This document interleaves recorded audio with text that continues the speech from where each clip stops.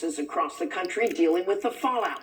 We travel to Trump's home state of Florida to hear from leaders across a variety of industries about the impact of the president's trade war.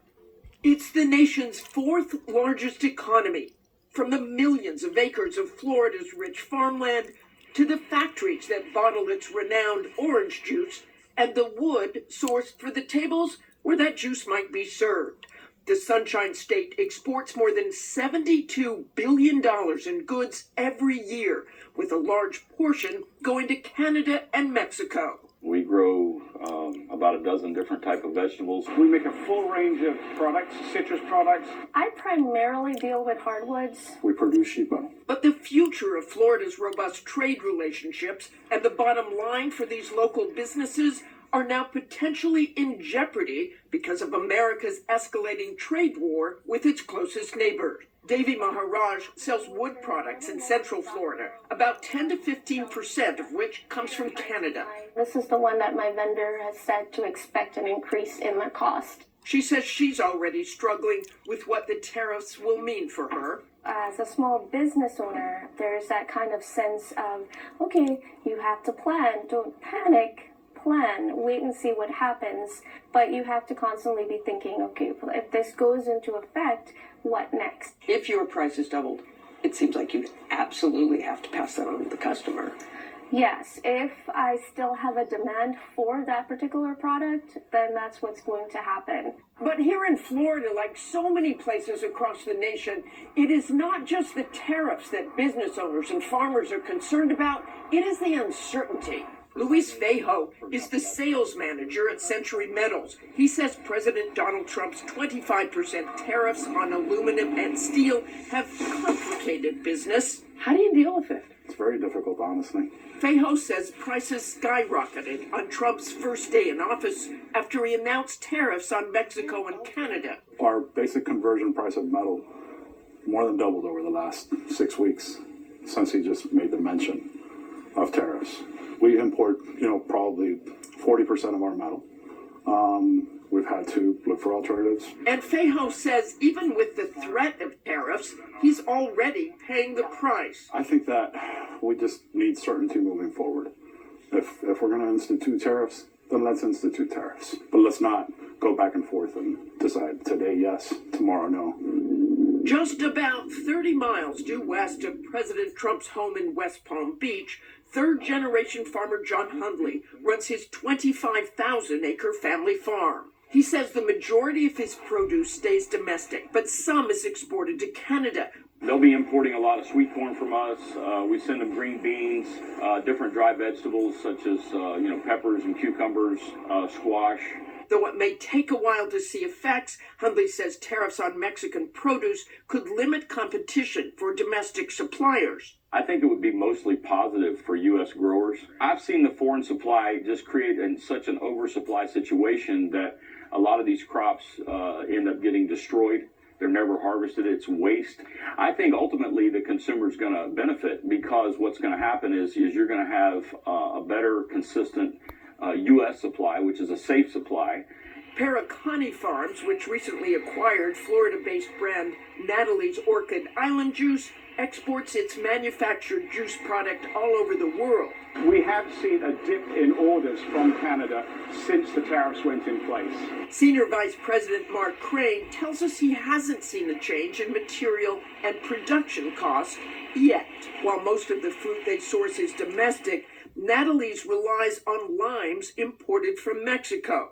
So if there was a tariff, a 25% tariff, we would do our best to mitigate that and not pass all of it on to the consumer. But ultimately, consumers will have increased prices. A lot to watch for there. So let's bring in Diane Swant, the chief economist and managing director at KPMG, one of the largest accounting firms in the world. Diane, it's always great to see you.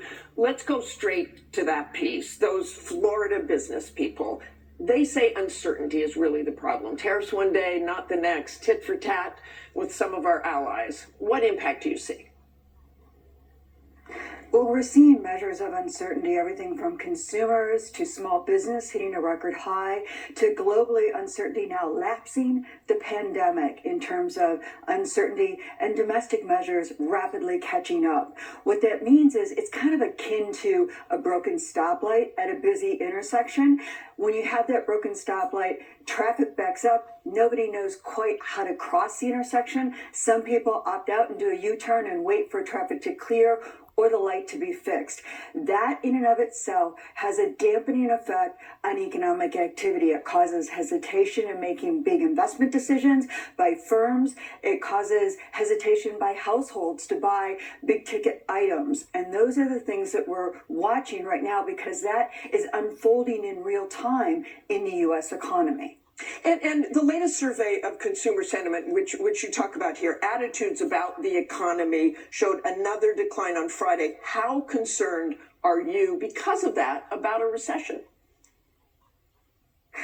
Well, it is certainly a risk and not an insignificant probability now. We have a bout of mild stagflation where the economy slows to a crawl and prices move up as both producers have to absorb these margin pressure from tariffs, it's higher costs going in, and pass some on, as you saw in your piece, to consumers. That 1-2 combo is not great for the economy. But it's really important to look at the consumer sentiment surveys because they have seen a deterioration across all age groups, all income, all wealth, all geographies, and all party affiliations. We've seen a deterioration in their views about their job security and an increase in their expectations for inflation, which is the very definition of stagflation. You know, that's fascinating because I wanted to ask you about the Trump factor. I mean, he's got very loyal supporters and lots of them, and they seem more patient, but that's not really what you're seeing.